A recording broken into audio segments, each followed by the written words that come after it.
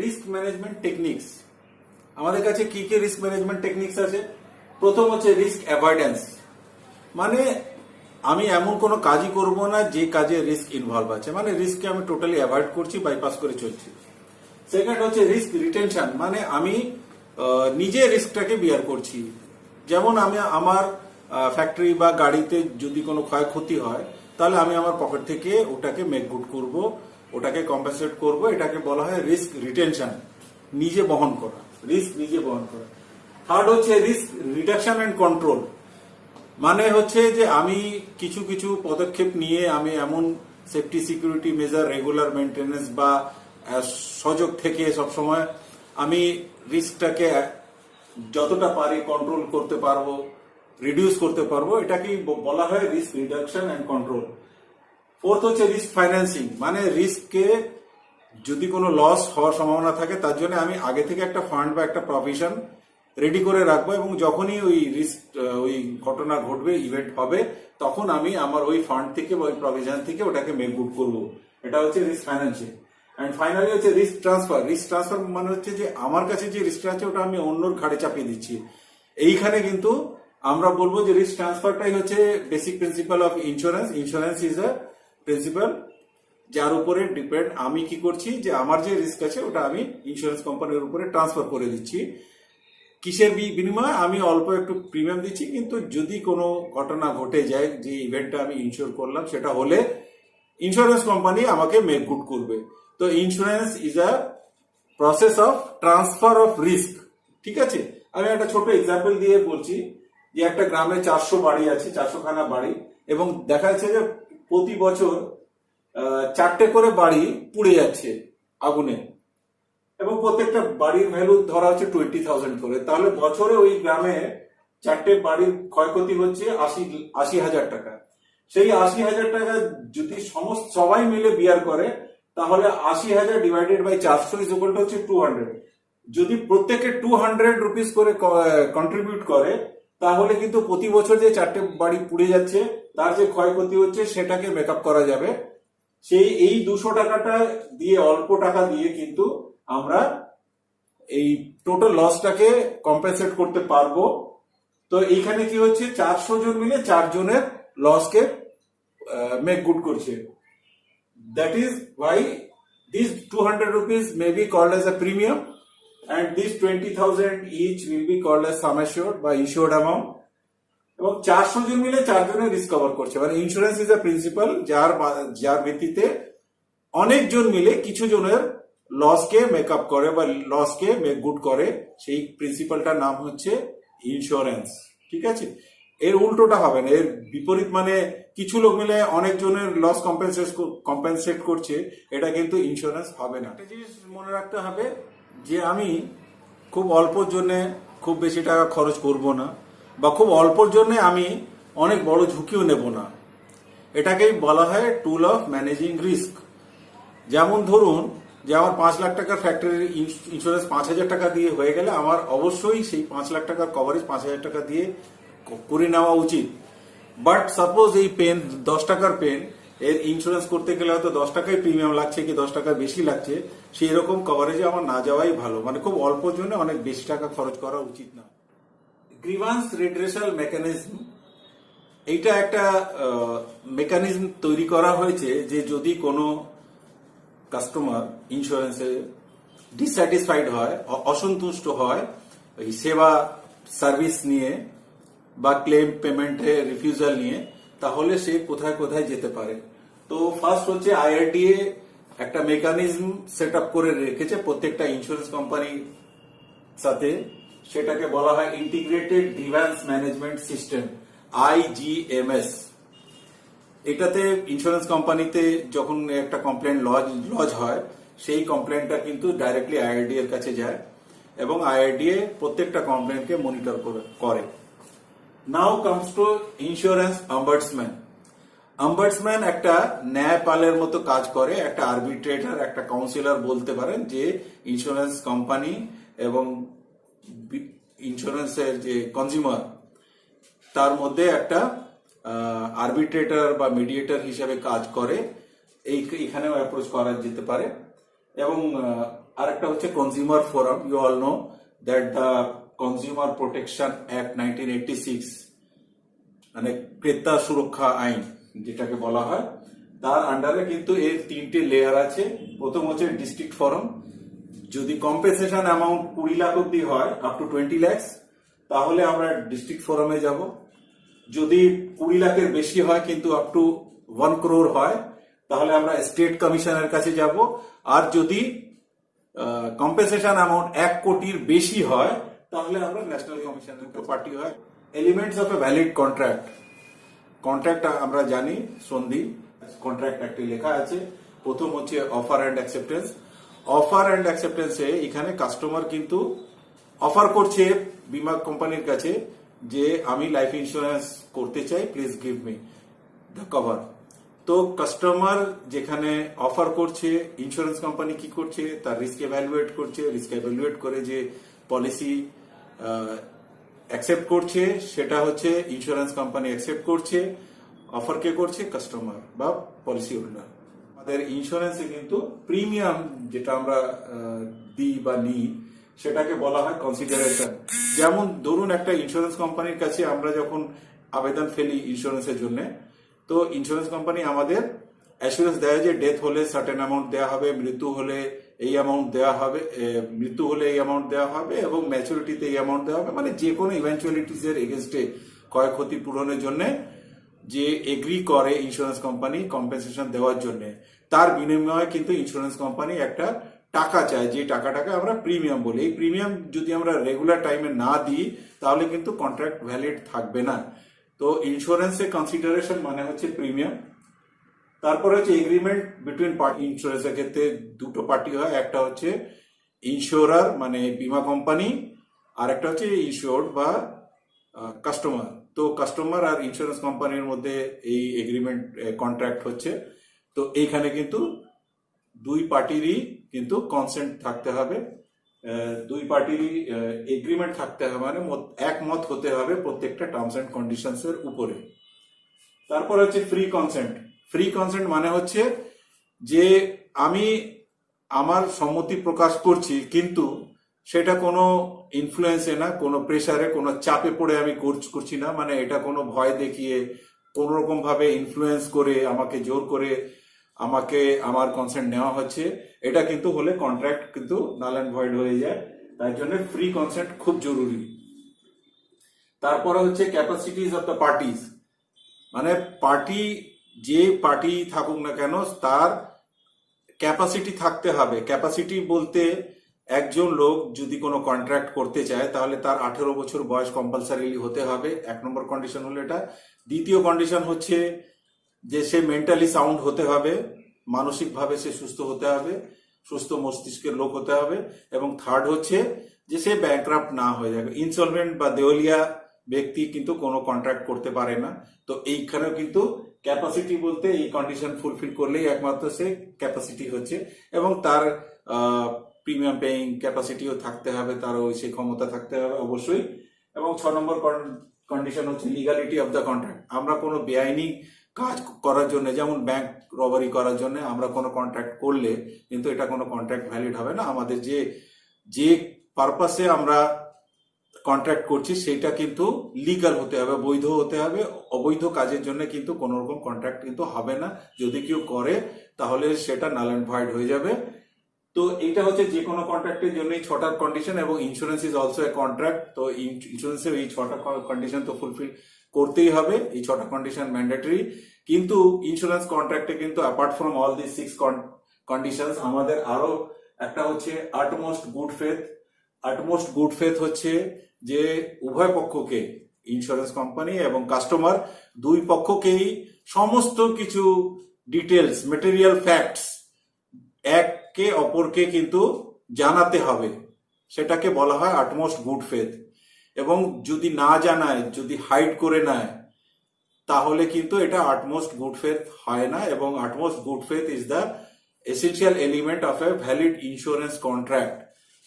যদি না বলে হাইড করে। এবং মেটেরিয়াল ফ্যাক্টটা কি হচ্ছে? মেটেরিয়াল ফ্যাক্ট মানে হচ্ছে যে এমন ফ্যাক্ট যে ফ্যাক্টটা হাইড না করলে, জানালে হয়তো পলিসি ইস্যু হতো না, বা যে কন্ডিশনে বা যে টার্মসে পলিসি ইস্যু হয়েছে সেই টার্মসে পলিসি ইস্যু হতো না। মানে যে পলিসি ইস্যুয়েন্সকে ডাইরেক্টলি এফেক্ট করতে পারে সেই রকম ফ্যাক্টকে, ইনফরমেশনকে আমরা মেটেরিয়াল ফ্যাক্ট বলি। এবং আরেকটা সব থেকে ইম্পর্টেন্ট হচ্ছে ইন্স্যুরেবল ইন্টারেস্ট। ইন্স্যুরেন্স কন্ট্রাক্টে কিন্তু ইন্স্যুরেবল ইন্টারেস্ট থাকতে হবে, না হলে কিন্তু সেই কন্ট্রাক্ট, ইন্স্যুরেন্স কন্ট্রাক্ট কিন্তু ভ্যালিড হবে না।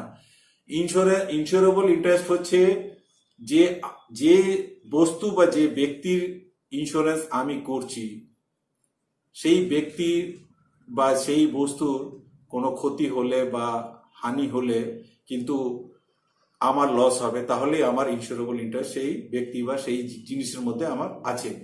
তো ইন্স্যুরেবল ইন্টারেস্ট আমার লাইফ ইন্স্যুরেন্সের ক্ষেত্রে আমরা বলতে পারি যে আমার ওন লাইফের উপরে আমার হিউজ ইন্স্যুরেবল ইন্টারেস্ট আছে, আমার স্পাউসের লাইফের উপরে ইন্স্যুরেবল ইন্টারেস্ট আছে, আমার বাচ্চাদের উপরে আমার ইন্স্যুরেবল ইন্টারেস্ট আছে, আমার প্রপার্টির উপরে, আমার যা সম্পত্তি আছে, সম্পদ আছে, তার উপরেও আমার ইন্স্যুরেবল ইন্টারেস্ট আছে। যেমন আমার একটা গাড়ি যদি অ্যাক্সিডেন্ট হয়ে যায় তাহলে সেই লসটা আমার হচ্ছে, তাহলে আমি ওই গাড়ির ইন্স্যুরেন্স করাতে পারি। কিন্তু যে প্রপার্টিটা আমার না, বা যে প্রপার্টির ক্ষয়ক্ষতি হলে ডাইরেক্টলি আমার কোনো ফাইন্যান্সিয়াল লস হচ্ছে না, সেটাকে আমরা করাতে পারবো না। প্রোডাক্ট অনেকগুলো বেনিফিটের একটা বান্ডেল, একটা কম্বিনেশনকে আমরা প্রোডাক্ট বলি। প্রোডাক্ট দু প্রকারের হয় নর্মালি, এক হচ্ছে ট্যাঞ্জিবল প্রোডাক্ট, একটা হচ্ছে ইনট্যাঞ্জিবল প্রোডাক্ট। ট্যাঞ্জিবল প্রোডাক্ট মানে হচ্ছে যে বস্তুকে আমরা দেখতে পাই। দেখতে পাই মানে যেমন ধরুন এই পেন আছে, এই pen is a tangible product, mobile, laptop, এই white board, these are all tangible product. কিন্তু কিছু কিছু প্রোডাক্ট হয় যে প্রোডাক্টগুলোকে আমরা দেখতে পাই না খালি চোখে, those are called intangible products. Life insurance is an intangible product, যে প্রোডাক্টটাকে আমরা দেখতে পাই না চোখে। তো লাইফ ইন্স্যুরেন্স প্রোডাক্টস কে আমরা ব্রডলি ভাবে মেইনলি দুই ভাগে ভাগ করতে পারি। এক হচ্ছে ট্র্যাডিশনাল প্রোডাক্টস আর এক হচ্ছে নন ট্র্যাডিশনাল প্রোডাক্টস। তো আমরা যদি প্রথমে ট্র্যাডিশনাল প্রোডাক্টসে আসি, তাহলে ট্র্যাডিশনাল প্রোডাক্টসে হচ্ছে প্রথম হচ্ছে টার্ম প্ল্যান। টার্ম প্ল্যান মানেই হচ্ছে যে প্রোডাক্টের শুধু লাইফ কভার আছে and nothing else, maturity value zero, সেই ধরনের প্রোডাক্টকে আমরা বলি টার্ম প্ল্যান। টার্ম প্ল্যান চার প্রকারের হয়। এক হচ্ছে লেভেল টার্ম প্ল্যান, মানে রিস্ক কভার এন্টায়ার টার্ম সমান থাকে, একই থাকে। তারপরে হচ্ছে ইনক্রিজিং টার্ম ইন্স্যুরেন্স, মানে এটাতে সাম অ্যাসিওর্ড একটা নির্ধারিত সময়ের অন্তরালে কিন্তু বাড়তে থাকে, এটাকে বলা হয় ইনক্রিজিং টার্ম প্ল্যান। এটা কেন প্রয়োজন? যে প্রত্যেকটা মানুষের ইনকাম বাড়ছে, ইনকাম বাড়াতে ইন্স্যুরেন্সের প্রয়োজনীয়তা বাড়ছে এবং ইনফ্লেশন আছে, তো এটাকে কম্পেনসেট করার জন্য ইনক্রিজিং টার্ম প্ল্যান অফার করা হয়। তারপরে হচ্ছে ডিক্রিজিং টার্ম প্ল্যান, এটাতে সাম অ্যাসিওর্ড গ্র্যাজুয়ালি ডিক্রিজ করতে থাকে। এই ধরনের টার্ম প্ল্যান কোনো হোম লোন বা অন্য কোনো লোনের এগেনস্টে বিশেষ করে দেওয়া হয় একটা মর্টগেজ হিসেবে, যে যেমন যেমন ভাবে লোন রিপেমেন্ট হচ্ছে তার লাইফ কভারও কমছে, তো সেটা হচ্ছে ডিক্রিজিং লাইফ কভার। আরেকটা হচ্ছে term plan with return of premium, এইটাতে পুরো টার্মে লাইফ কভার থাকে কিন্তু ম্যাচুরিটিতে যা প্রিমিয়াম দেওয়া হয়েছে পুরো টার্মে সেই প্রিমিয়ামটা ফেরত দিয়ে দেওয়া হয়। ম্যাচুরিটি ভ্যালু হিসাবে বলতে গেলে ওই return of premium without interest. এবার আসছি আমরা endowment plan, sorry whole life plan. Whole life plan হচ্ছে যেই প্ল্যানে সারা জীবন ধরে লাইফ কভার থাকে এবং যখনই মৃত্যু হয় তখন ডেথ বেনিফিট দেওয়া হয়, কোনো ম্যাচুরিটি বেনিফিট হয় না, এটাকে বলা হয় হোল লাইফ প্ল্যান। তারপরে আছে ইন্ডাওমেন্ট প্ল্যান। ইন্ডাওমেন্ট প্ল্যান হচ্ছে দুটো প্ল্যানের কম্বিনেশন। একটা হচ্ছে পিওর টার্ম প্ল্যান, যেমন আমরা এখানে বললাম যে টার্ম প্ল্যানের কোনো ম্যাচুরিটি ভ্যালু থাকে না, শুধু ডেথ বেনিফিট থাকে। আরেকটা হচ্ছে পিওর ইন্ডাওমেন্ট প্ল্যান। পিওর ইন্ডাওমেন্ট প্ল্যানে আবার ডেথ ভ্যালু থাকে না কিছুই, ম্যাচুরিটি ভ্যালু থাকে শুধু। মানে যদি টার্মে ম্যাচুরিটির আগে মারা যায় তাহলে কিছুই পাচ্ছে না, যদি ম্যাচুরিটি হয়ে যায় তাহলে ম্যাচুরিটিতে ম্যাচুরিটি অ্যামাউন্টটা পাওয়া যাচ্ছে। এবার একটাতে ডেথ বেনিফিট পাওয়া যাচ্ছে শুধু, ম্যাচুরিটি ভ্যালু নীল, আর একটাতে হচ্ছে ডেথ বেনিফিট নীল, ম্যাচুরিটি ভ্যালু থাকে। এই দুটোকে একসাথে পাঁচ করে ইন্ডাওমেন্ট প্ল্যান দেওয়া হয়। এটাতে কি হচ্ছে যে ডেথও বেনিফিট পাওয়া যাচ্ছে আর ম্যাচুরিটিতেও বেনিফিট পাওয়া যাচ্ছে। মানি ব্যাক প্ল্যানস, আমরা জানি যে মানি ব্যাক প্ল্যানে রেগুলার ইন্টারভালে টাইম টু টাইম একটা সার্টেন পার্সেন্টেজ অফ সাম এশিওরড দেওয়া হয়, যেটাকে আমরা সার্ভাইভাল বেনিফিট বলি বা মানি ব্যাক বলি। এই survival benefit time to time দেওয়া হয় ছোটখাটো এক্সিজেন্সি বা নিড ফুলফিল করার জন্য। তো money back plan is a plan, a endowment plan with return of sum assured periodically. এবার আমি আসছি নন ট্র্যাডিশনাল প্ল্যানস। নন ট্র্যাডিশনাল প্ল্যানস এ কিন্তু হচ্ছে এক প্রকারের হয় ভ্যারিয়েবল ইন্স্যুরেন্স প্রোডাক্টস, আর সেকেন্ড হচ্ছে ইউনিট লিঙ্কড ইন্স্যুরেন্স প্ল্যান, যেটাকে আমরা সংক্ষেপে ইউলিপ প্ল্যানস বলি। ইউলিপ প্ল্যানস এ কিন্তু এক্সপেন্সেস, মর্টালিটি অ্যান্ড ইনভেস্টমেন্ট এটা কিন্তু মানে ভিজিবল থাকে, ট্রান্সপারেন্ট থাকে, সবকিছু কাস্টমার দেখতে পারে। এবং ইউলিপ প্রোডাক্টের একটা অ্যাডভান্টেজ হচ্ছে যে এটাতে কিন্তু কাস্টমার তার রিস্ক অ্যাপেটাইট অনুযায়ী সে ফান্ড চুজ করতে পারে যে ওর টাকা কোথায় ইনভেস্ট হবে। এখানে কাস্টমারের অপশন নেওয়া হয়, কাস্টমারের চয়েস থাকে। অন্য কোনো জায়গায় কিন্তু কাস্টমারের কোনো ইনভেস্টমেন্টের চয়েস থাকে না। এইখানে নর্মালি আমাদের যে ইউলিপে মেনলি 4 প্রকারের ফান্ড হয়। ইকুইটি ফান্ড মানে শেয়ার মার্কেটে, যেটা মেজর পোর্শন শেয়ার মার্কেটে ইনভেস্ট হয়। তারপরে ডেট ফান্ড, যেটা টাকা বন্ডে ইনভেস্ট হয়, বন্ড ফান্ড বলি আমরা। এবার হচ্ছে ব্যালেন্স ফান্ড। ব্যালেন্স ফান্ডে ওই ইকুইটি আর ডেপ্টের একটা কম্বিনেশন থাকে, একটা money market fund.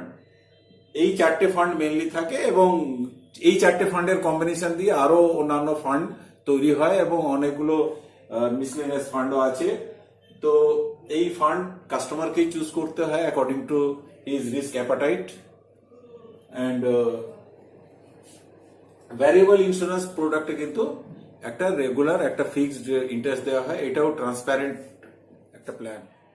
Human life value আমরা যেমন একটা বস্তুর বীমা করলে, একটা কোনো একটা জিনিসের বীমা মানে নন লাইফ ইন্স্যুরেন্স করলে আমরা জানি সেই বস্তুর মূল্যটা কি এবং সেই বস্তুর ক্ষয়ক্ষতি হলে আমরা কত টাকার ক্ষয়ক্ষতি হলো এটাকে আমরা অ্যাসেস করতে পারি। কিন্তু একজন মানুষের মৃত্যু হয়ে গেলে বা একটা মানুষের ক্ষয়ক্ষতি হলে কিন্তু আমরা সেইভাবে তার মূল্য নির্ধারণ করতে পারি না। তো সেই জন্য আমরা একটা সিস্টেমেটিক মেথডে হিউম্যান লাইফ ভ্যালু ক্যালকুলেশন করি। সেটা হচ্ছে যে সেই ব্যক্তি মারা যাওয়ার জন্য যে ফাইন্যান্সিয়াল লস হয়েছে, মানে একটা ব্যক্তি জীবিত থাকলে ফিউচারে কত টাকা আর্নিং করত, সেই আর্নিংটাকে আমরা ক্যালকুলেট করি এবং সেই ব্যক্তির মৃত্যুর জন্য, সেই ব্যক্তির যে মানে বেঁচে থাকার জন্য যে তার উপরে যে খরচটা ছিল সেটাকে আমরা সেখান থেকে মাইনাস করে দিই। সে ফর এক্সাম্পল একজন ব্যক্তি 10,000 টাকা মাসে রোজগার করে, কিন্তু 4,000 টাকা তার নিজের উপরে খরচা আছে, নিজের মেনটেন্যান্সের জন্য 4,000 টাকা খরচা আছে, তাহলে সেই ব্যক্তি মারা যাওয়ার পরে কিন্তু লসটা হবে মাত্র 6,000 টাকা। কেন কি 4,000 টাকার খরচা কিন্তু সেই মানুষ মারা যাওয়ার পরে বন্ধ হয়ে যাচ্ছে। তো আমরা ক্যালকুলেশন করব যে ও কতদিন ধরে বেঁচে থাকতো এবং কত টাকা ফিউচারে ইনকাম করতো। সেই ব্যক্তির মারা যাওয়ার জন্য সেই ইনকামটা বন্ধ হয়ে যাবে বা সেই ইনকামটাই লস হবে এবং সেখান থেকে তার নিজের উপরে যে খরচটা ছিল সেটাকে আমরা মাইনাস করে হিউম্যান লাইফ ভ্যালু অ্যাসেস করি। এই হিউম্যান লাইফ ভ্যালু থেকে বেশি কিন্তু আমরা কোনদিন কাউকে ইন্স্যুরেন্স কভারেজ দিই না। লাইফে 3 রকমের রিস্ক আছে লাইফ ইন্স্যুরেন্স করার জন্য।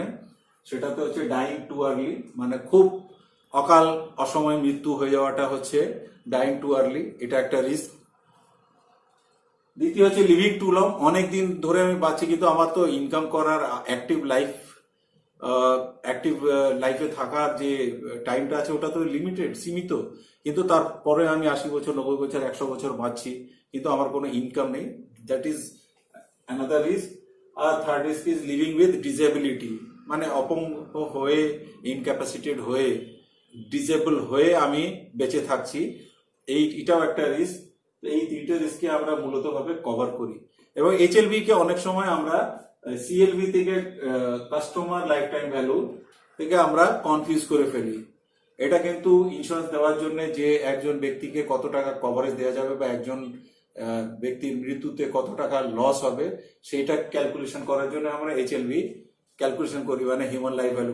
কাস্টমার লাইফ টাইম ভ্যালু হচ্ছে যে কাস্টমার একটা কাস্টমার ইন্স্যুরেন্স কোম্পানির সাথে অ্যাসোসিয়েটেড থাকলে ভবিষ্যতে তার থেকে সেই কাস্টমার থেকে ইন্স্যুরেন্স কোম্পানি কত টাকা প্রফিট করতে পারবে সেটাকে বলা হয় customer life time value.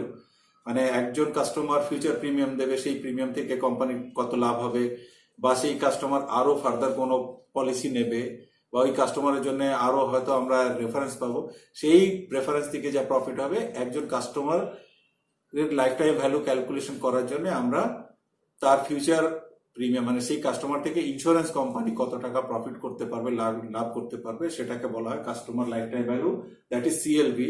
It is quite different from HLV. And another thing is level premium. আমরা লেভেল প্রিমিয়ামটা কাকে বলি? লেভেল প্রিমিয়াম হচ্ছে একজন ব্যক্তির মানে লাইফ ইন্স্যুরেন্সের ক্ষেত্রে এই লেভেল প্রিমিয়ামটা অ্যাপ্লিকেবল হয় যে একজন ব্যক্তির বয়স কম থাকলে মৃত্যুর সম্ভাবনাটা কম, বয়স বাড়লে মৃত্যুর সম্ভাবনাটা বাড়ে, কিন্তু আমরা প্রিমিয়াম সবসময় সমানভাবেই নিই, একরকম ভাবেই প্রিমিয়ামটাকে রাখি। তো সেই প্রথম দিকে আমরা তার মানে হচ্ছে যে একজন কাস্টমারের যা প্রিমিয়াম অ্যাকচুয়াল হওয়া উচিত তার থেকে আমরা একটু বেশি নিচ্ছি, এবং পরবর্তীকালে যখন হায়ার এজে যাচ্ছে তখন তার যে অ্যাকচুয়াল প্রিমিয়াম হওয়া উচিত তার থেকে আমরা কম নিচ্ছি। এই যে সমানভাবে যে প্রিমিয়ামটা সারা ওই পলিসি টার্মের মধ্যে একই প্রিমিয়াম নেওয়া হয়, এটাকে বলা হয় লেভেল প্রিমিয়াম টার্ম। এই প্রিমিয়ামের প্রথম দিকে কিছু রিজার্ভ আমাদের কাছে থাকে, সেই রিজার্ভটাকে আমরা পরবর্তীকালে যখন আমরা আমাদের বয়সের তুলনায় কম প্রিমিয়াম নিই সেখানে ওটাকে আমরা মেক আপ করি। প্রসপেক্টাস অ্যাকচুয়ালি এটা একটা লিগাল ডকুমেন্ট বলতে পারেন, লিগাল ডকুমেন্ট যেটাতে পলিসির বিবরণ ডিটেলস দেয়া থাকে, সেটা কোম্পানি ইস্যু করে এবং কাস্টমার এটাকে দেখে এটা পড়ে যদি পছন্দ হয় তাহলে সে আবেদনপত্র ফেলে ইন্স্যুরেন্স কোম্পানির কাছে পলিসি নেওয়ার জন্য। সেই আবেদনপত্রকে আমরা বলি প্রপোজাল ফর্ম। এই proposal form total details fill up করে প্রপোজাল ফর্মের মধ্যে এটা আমরা ইন্স্যুরেন্স কোম্পানির কাছে জমা দিই। ইন্স্যুরেন্স কোম্পানি এটা ইভ্যালুয়েট করে, রিস্ক ইভ্যালুয়েট করে, যেটাকে আমরা আন্ডাররাইটিং বলি।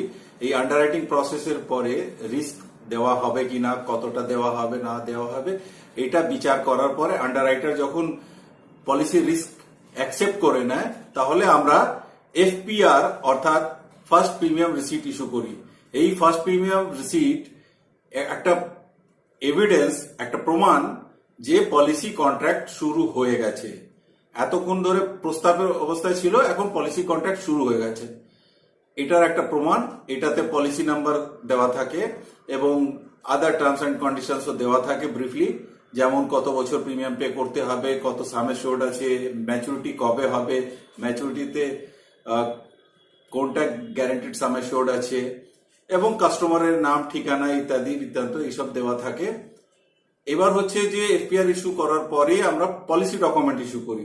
পলিসি ডকুমেন্ট কিন্তু এটা হচ্ছে একটা প্রমাণ যে বীমা কোম্পানি, ইন্স্যুরেন্স কোম্পানি আর পলিসি হোল্ডারের মধ্যে একটা চুক্তি হয়েছে, একটা কন্ট্রাক্ট হয়েছে, তার একটা প্রমাণ হিসাবে আমরা পলিসি ডকুমেন্টকে ব্যবহার করি। এই পলিসি ডকুমেন্টের মধ্যে তিনটে পার্ট থাকে, তিনটে ভাগ থাকে। প্রথম ভাগটাকে আমরা বলি পলিসি শিডিউল, দ্বিতীয় ভাগটাকে বলি স্ট্যান্ডার্ড প্রভিশনস, এন্ড থার্ড হচ্ছে স্পেসিফিক পলিসি প্রভিশন। নমিনেশন আমরা একটা পলিসি নেওয়ার সময়ও করতে পারি, আর পলিসি নেওয়ার পরেও আমি নমিনেশন ইনক্লুড করতে পারি এন্ডোর্সমেন্টের মাধ্যমে। এইটা নমিনির অধিকার শুধুমাত্র হচ্ছে বীমা কোম্পানি থেকে টাকা ভ্যালিড ডিসচার্জ দিয়ে টাকা আদায় করা। তার কোন রকম ভাবে অ্যাবসোলুট মানে পুরোপুরি ভাবে হোক বা আংশিক ভাবে হোক কোনো টাকার উপরে কোনো অধিকার, রাইট নমিনির কিন্তু থাকছে না। নমিনিকে আমরা ইন্স্যুরেন্স কোম্পানি কিন্তু ভ্যালিড ডিসচার্জ দিয়ে টাকা সাম অ্যাসিওর্ড বা ইনশোর্ড অ্যামাউন্ট, ক্লেম অ্যামাউন্ট আমরা পেমেন্ট করে দিচ্ছি ইন কেস অফ ডেথ, মৃত্যুর সময়। শুধু কাস্টমার যদি বেঁচে থাকে তাহলে নমিনির কোন রকম কোনো রাইট থাকছে না, পলিসি ম্যাচিউর হয়ে গেলেও নমিনির কোনো অধিকার থাকছে না।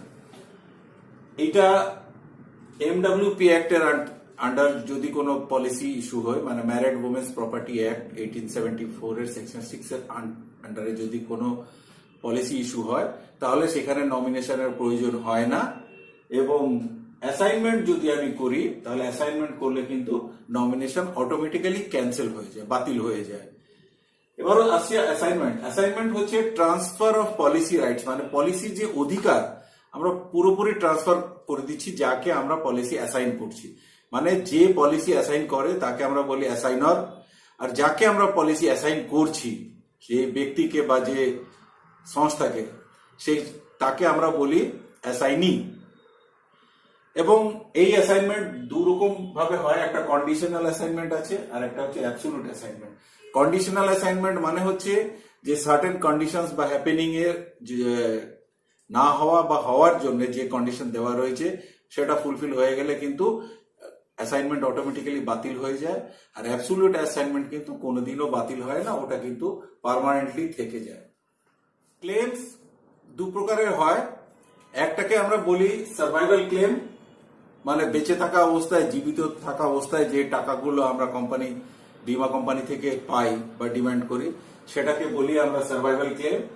আর দ্বিতীয় হচ্ছে ডেথ ক্লেম, মানে মারা গেলে নমিনি যে বেনিফিটটা পায়, মানে সামের শোরটা বা পে আউট পায়, সেটাকে বলা হয় ডেথ ক্লেম। সার্ভাইভাল ক্লেমের মধ্যে পড়ছে সার্ভাইভাল বেনিফিটস, যেমন মানি ব্যাক পলিসিতে বা অন্যান্য পলিসিতে time to time company payouts দেয় as per policy terms and conditions, সেটাকে আমরা সার্ভাইভাল বেনিফিট বলি। সারেন্ডার মানে পলিসি যদি আমি সারেন্ডার করি তাহলে যে বেনিফিটটা আমি পাচ্ছি, যে টাকাটা পাচ্ছি, সেটাকেও আমরা সার্ভাইভাল বেনিফিট হিসেবে বলি।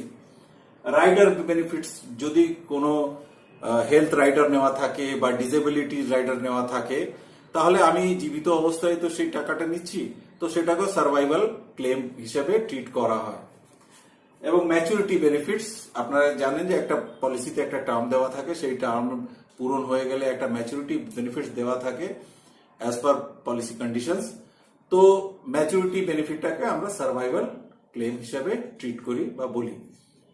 এবার ডেথ ক্লেম, মারা গেলে in case of policy holders death, nominee যে ক্লেমটা করছে, নমিনি কে যে টাকাটা দেওয়া হয়, যে ক্লেমটা দেওয়া হয়, সেটাকে আমরা ডেথ ক্লেম বলি। এটা আর্লি ক্লেম হতে পারে, নন আর্লি ক্লেম হতে পারে।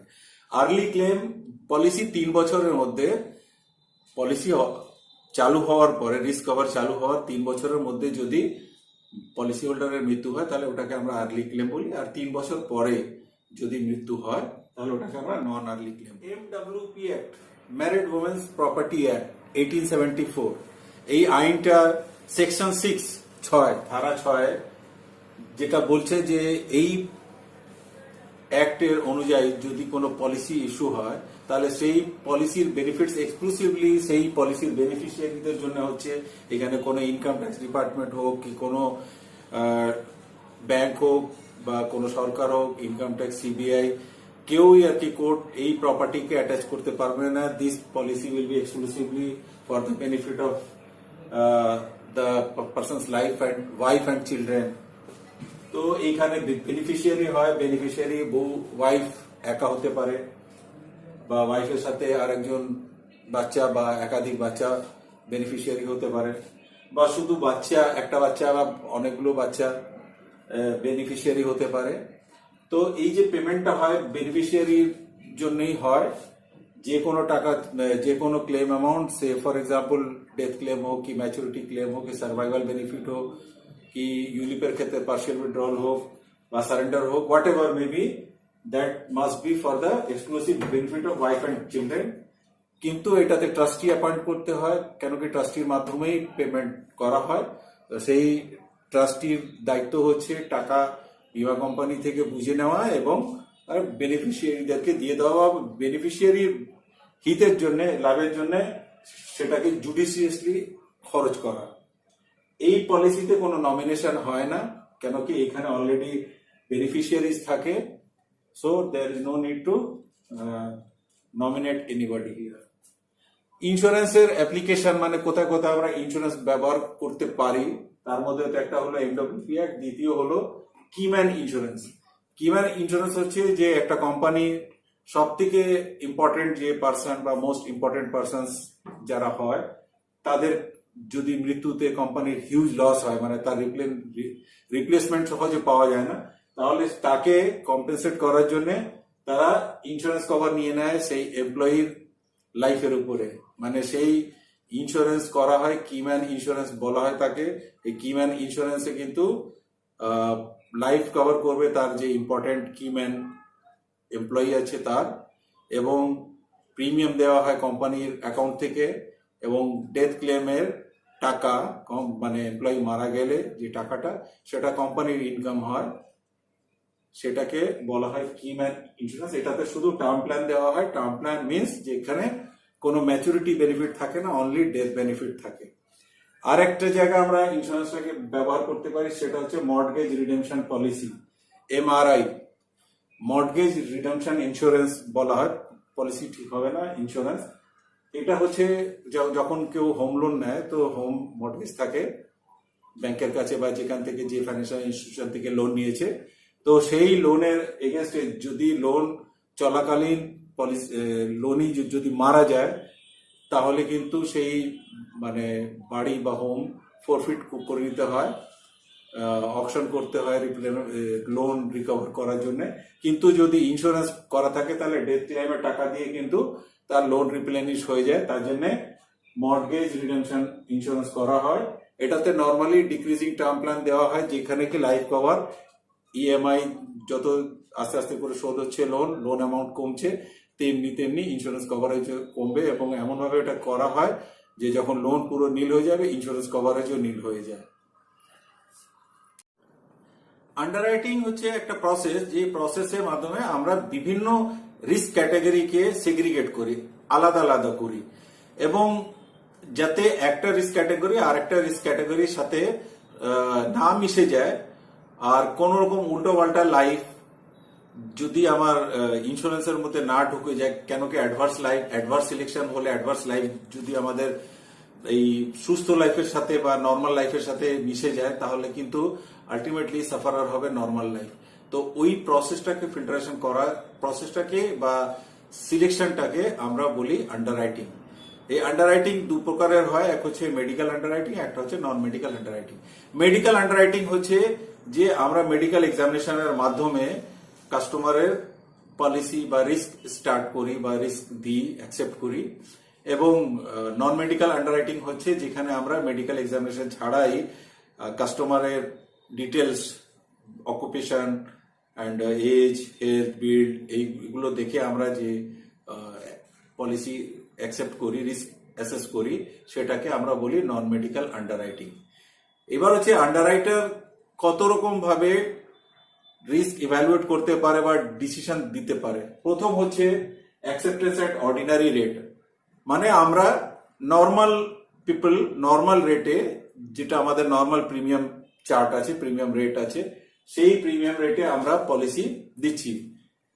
দ্বিতীয় হচ্ছে অ্যাকসেপ্টেন্স উইথ এক্সট্রা, মানে কিছু হয়তো ওর কিছু ইলনেস আছে বা কিছু একটা হ্যাজার্ডাস অকুপেশন আছে বা কোনো হবি আছে, যে হবিতে ওর রিস্ক ইনভলভ আছে, সেই ধরনের কিছু প্রবলেম থাকলে বা হ্যাবিটস থাকলে আমরা কিছু প্রিমিয়াম এক্সট্রা চার্জ করি, নর্মাল প্রিমিয়ামের থেকে অতিরিক্ত প্রিমিয়াম বাড়িয়ে চার্জ করা হয়, সেটা বলা হয় অ্যাকসেপ্টেন্স উইথ অ্যান এক্সট্রা।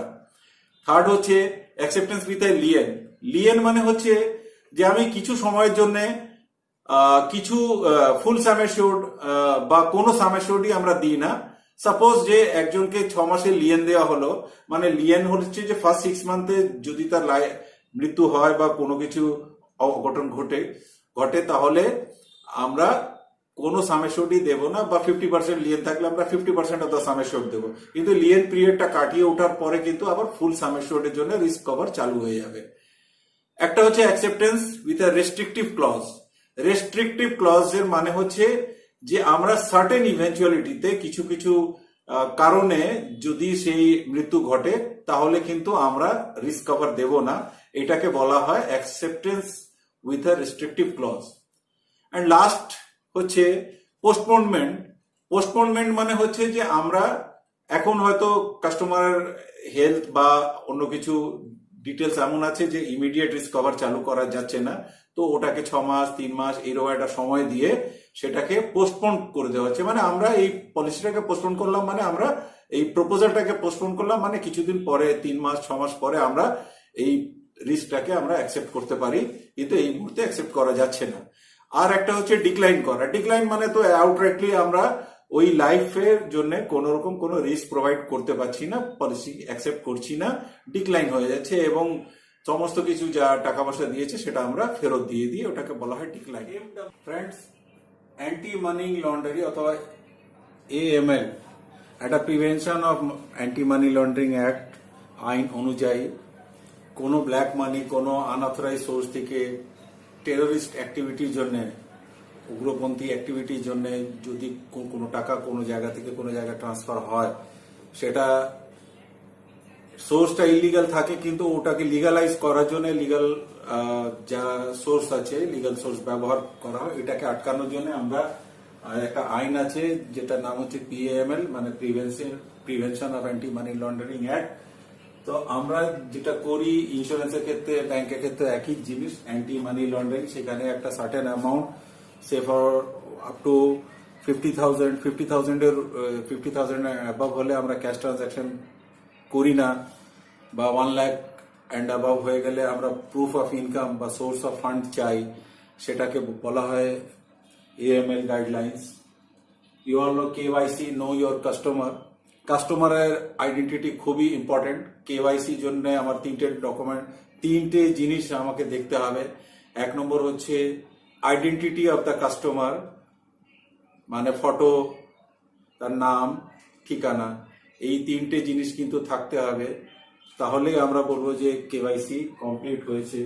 আমরা যদি কাস্টমারকে আইডেন্টিফাই না করতে পারি, বা কাস্টমারের কোনো ফটো না থাকে, বা কাস্টমারের কোনো ঠিকানা না থাকে, তাহলে কিন্তু সেরকম ভাবে আমরা পলিসি করতে পারবো না। এটা কিন্তু স্ট্যাটুটারি গাইডলাইন, আমাদের KYC ডকুমেন্ট চাইতেই হবে এবং AML গাইডলাইন্স ফলো করতেই হবে।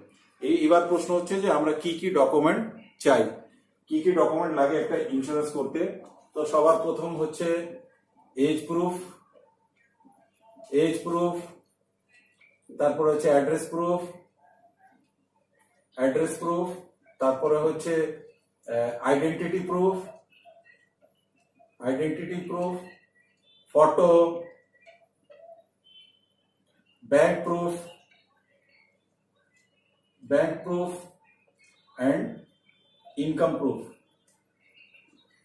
ওকে, আমাদের এই 6টা জিনিস খুবই ইম্পর্টেন্ট। এজ প্রুফ লাগবে, কেন কি এজ অনুযায়ী প্রিমিয়াম ভ্যারি করে, তো প্রিমিয়াম অ্যাসেটেন করার জন্য বয়স জানা খুব জরুরি। এবং এজ প্রুফে আমরা অনেক কিছু ডকুমেন্ট, যে ডকুমেন্টসে আমাদের বয়স লেখা থাকে। এজ প্রুফ 2 রকমের হয়, একটা স্ট্যান্ডার্ড এজ প্রুফ, একটা non standard age proof. You all know that কোনো জায়গায়, যেমন ভোটার কার্ড, রেশন কার্ডের ক্ষেত্রে কিন্তু এজ প্রুফটাকে আমরা নন স্ট্যান্ডার্ড এজ প্রুফ ধরি। কেন নন স্ট্যান্ডার্ড ধরি? যে এজ একটা আন্দাজে বসিয়ে দেওয়া হয়, কোনো ভেরিফিকেশন হয় না। কিন্তু say for example Aadhaar card, PAN card, school certificate, driving licence, passport, এইসব জিনিসগুলো কিন্তু আমাদের হচ্ছে স্ট্যান্ডার্ড এজ প্রুফ, যেখানে এজ মেনশন করার আগে কিন্তু ডকুমেন্ট চাওয়া হয়, ডকুমেন্ট ভেরিফাই করে এজ মেনশন করা হয়। তো that are standard age proof. Address proof, আমরা জানি যে অনেক ডকুমেন্টে অ্যাড্রেস থাকে, যেমন ভোটার কার্ডে অ্যাড্রেস থাকে, আধার কার্ডে থাকে, রেশন কার্ডে থাকে, ড্রাইভিং লাইসেন্সে থাকে, পাসপোর্টে থাকে, এবং আরো কিছু সাপোর্টিং ডকুমেন্ট যেমন ইলেকট্রিসিটি বিল, মোবাইল বিল, জমির পেপার, প্রপার্টির পেপারে থাকে, ব্যাংক পাসবুকে থাকে। These are all accepted as address proof. Identity proof মানে এমন ডকুমেন্ট যেটাতে কাস্টমারের ফটো এবং নাম মানে মাস্ট থাকতেই হবে। যেমন ধরুন আপনার Aadhaar card, PAN card, driving licence, passport, these are all having photo থাকে এবং নাম থাকে ম্যান্ডেটরিলি। ফটো একটা আলাদা করে একটা ফটো প্রপোজাল ফর্মের সাথে লাগবেই। ব্যাংক প্রুফ লাগে, যে কাস্টমারের কোনো ব্যাংক অ্যাকাউন্ট নেই, তার আমরা কিন্তু পলিসি করি না, তো ব্যাংক প্রুফ ইজ ম্যান্ডেটরি। এবং 1 লাখ অ্যান্ড অ্যাবাভ হলে আমাদের ইনকাম প্রুফও লাগে, ইনকাম প্রুফও আমরা চাই। তো these are all essential documents. এবং 50,000 প্রিমিয়াম বা তার উপরে হলে আমরা প্যান কার্ডও চাই, অথবা form 60, form in Liu of pan card, form 60 চাই আমরা। তো these are all documents which are required, pan or form 60। এবার আমরা ডিসকাস করব হেলথ ইন্স্যুরেন্স। তো আমরা প্রথমে দেখব যে কত রকমের হেলথ কেয়ার আমাদের ফেসিলিটিস ইন্ডিয়াতে উপলব্ধ আছে। তো প্রথম আমরা দেখছি যে প্রাইমারি হেলথ কেয়ার। আমরা জানি প্রত্যেকটা গ্রামে গঞ্জে ছোট ছোট জায়গায় প্রাইমারি হেলথ সেন্টার থাকে। সেই প্রাইমারি হেলথ সেন্টার হচ্ছে প্রাইমারি হেলথ কেয়ার, যেখানে প্রথমে রুগীকে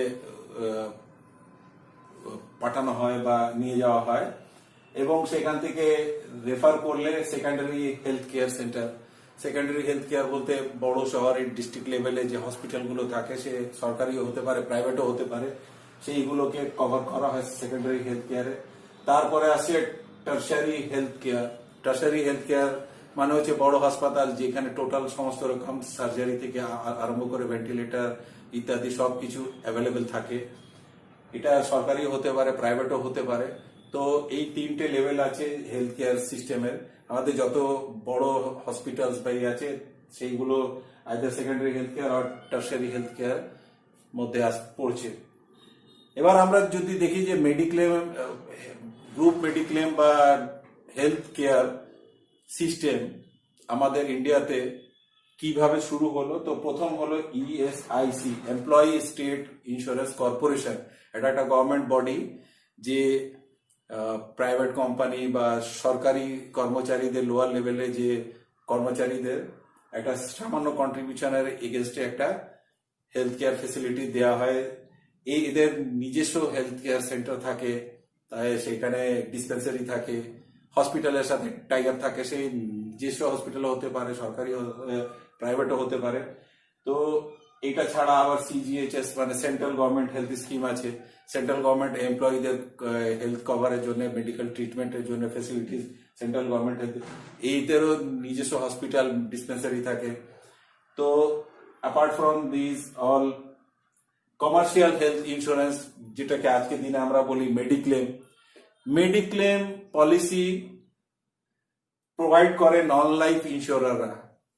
মেডিক্লেম নন লাইফ ইন্স্যুরাররা প্রোভাইড করে, বা কিছু কিছু কয়েকটা 4-5টা ইন্স্যুরেন্স কোম্পানি আছে স্ট্যান্ডঅ্যালোন হেলথ ইন্স্যুরেন্স পলিসি, যেমন Star Health and Apollo Munich. This are only health insurance policy companies যারা শুধু হেলথ কভার প্রোভাইড করে মেডিক্লেম।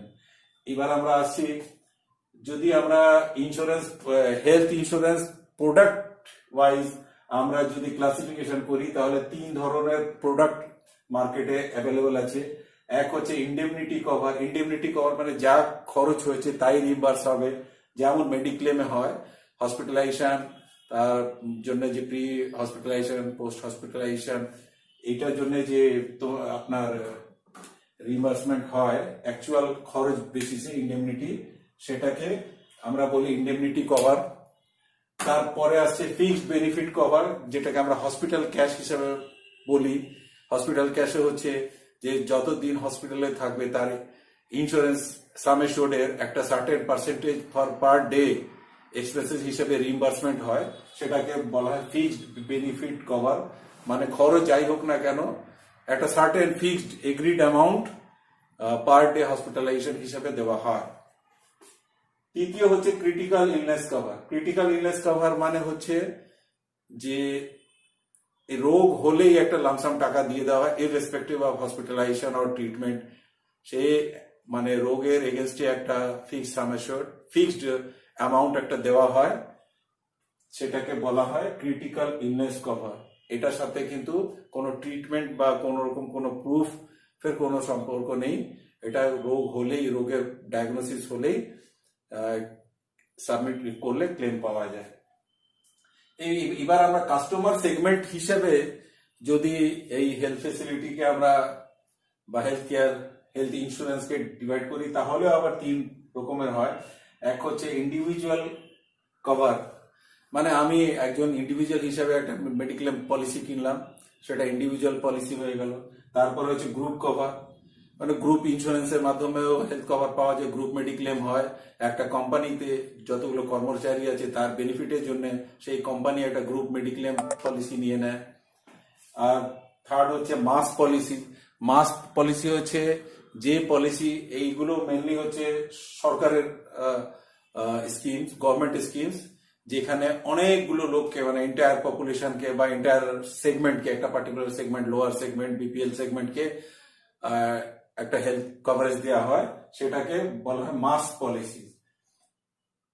এবার কভারেজ হিসাবে যদি আমরা হেলথ পলিসিকে দেখি, হেলথ ইন্স্যুরেন্সকে দেখি, তাহলে হচ্ছে একটা ইন্ডিভিজুয়াল কভার পলিসি আর একটা family floater policy. Individual cover পলিসিতে একটা পলিসিতে একজনের লাইফে কভার হয় শুধু, আর ফ্যামিলি ফ্লোটার পলিসিতে একটা পলিসিতে টোটাল ফ্যামিলি মেম্বারের কভারেজ হয় এবং টোটাল এক্সপেন্সেস যা সাম অ্যাশোর্ড আছে এটা প্রত্যেক ফ্যামিলি মেম্বারের কম্বাইন্ড এক্সপেন্সেস বা রিস্ক কভারেজ একটা সাম অ্যাশোর্ড ফিক্স সাম অ্যাশোর্ডের মধ্যে লিমিটেড হয়। যেমন ধরুন 5 লাখ টাকার কেউ ফ্যামিলি ফ্লোটার নিয়েছে, তার মানে হচ্ছে যে এই ফ্যামিলি থেকে যতজনেরই সেই বছরে খরচ হবে, হসপিটালাইজেশন হবে, সেই খরচ রিম্বার্স করা হবে, কিন্তু যখনই 5 লাখ টাকা পৌঁছে যাবে তারপরে কিন্তু সেই বছরের জন্য আর কোনো কভারেজ দেওয়া হবে না। তো this is called family floater plan. এইবার হচ্ছে যে কি কি এক্সপেন্সেস রিম্বার্সমেন্ট হয়, কিভাবে রিম্বার্সমেন্ট হয়। তো মেডিক্লেমের প্রি হসপিটালাইজেশন এক্সপেন্সেস মানে হসপিটালাইজেশনের 30 দিন আগে 30 ডেজ এর যে এক্সপেন্ডিচার হয় সেটাকে আমরা বলি প্রি হসপিটালাইজেশন এক্সপেন্সেস, সেটাও কভারেজ দেওয়া হয়। তারপরে ইন পেশেন্ট হসপিটালাইজেশন মানে যতদিন হসপিটালে ভর্তি রইল সেই পিরিয়ডের জন্য খরচা দেওয়া হয়। আর হচ্ছে পোস্ট হসপিটালাইজেশন মানে হসপিটাল থেকে ডিসচার্জ হওয়ার পরেও কিছু কিছু খরচ থাকে। তো 60 ডেজ অবধি যে খরচগুলো হয়, যেমন মেডিসিন, তারপরে ড্রেসিং, আদার চেক আপ, সেই খরচগুলো কিন্তু মেডিক্লেমে কভারেজ হয়। এবং প্রি হসপিটালাইজেশন যেমন বিফোর 30 ডেজ, যে উইদিন 30 ডেজ হসপিটালাইজেশন আগে যে 30 ডেজ এর মধ্যে যে খরচা সেটা দেওয়া হয়। হসপিটাল থেকে ডিসচার্জ হওয়ার পরে 60 ডেজ অবধি যা খরচ হয় সেটা কভারেজ দেওয়া হয়।